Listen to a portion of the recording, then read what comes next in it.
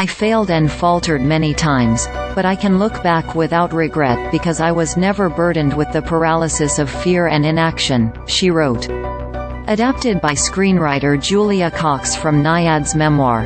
Directed by Free Solo Oscar winners Elizabeth Chai Vasarhelyi and Jimmy Chin. And costarring Jodie Foster. Nyad is in theaters and available to stream on Netflix.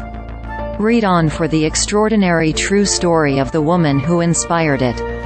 Who was Diana Nyad? Nyad was born in New York City but moved to Fort Lauderdale, Florida soon after her mother's second husband adopted her.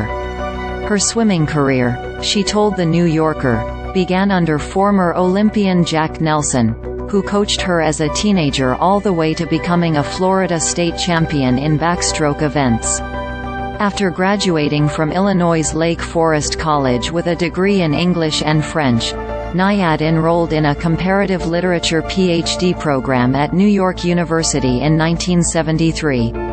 Throughout the 1970s, her marathon swimming career flourished, gaining her national attention including appearances on Saturday Night Live and The Tonight Show starring Johnny Carson. She then transitioned to a career in sports journalism, with her work appearing in print publications, morning news shows and public radio. An out lesbian, Nyad now resides in Los Angeles.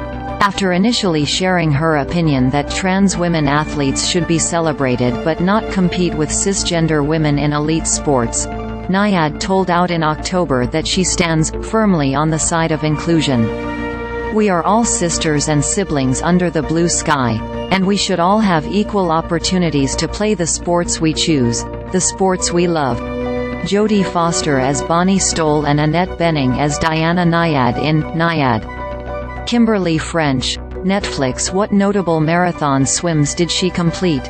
Nyad gained widespread fame for completing a swim around the island of Manhattan in 1975 on her second try. Her time of 7 hours 57 minutes broke a 50-year-old record and was the first attempt in many years. For The New Yorker, she also set a women's world record for the 22-mile route from Capri to Naples, Italy, and became the first person to swim Lake Ontario in the north to south direction. In 1979, she completed the 102-mile trek from the Bahaman island of Bimini to Florida in just over 27 hours, setting another world record. Finishing that feat on her 30th birthday, Nyad resolved it would be her last competitive swim ever.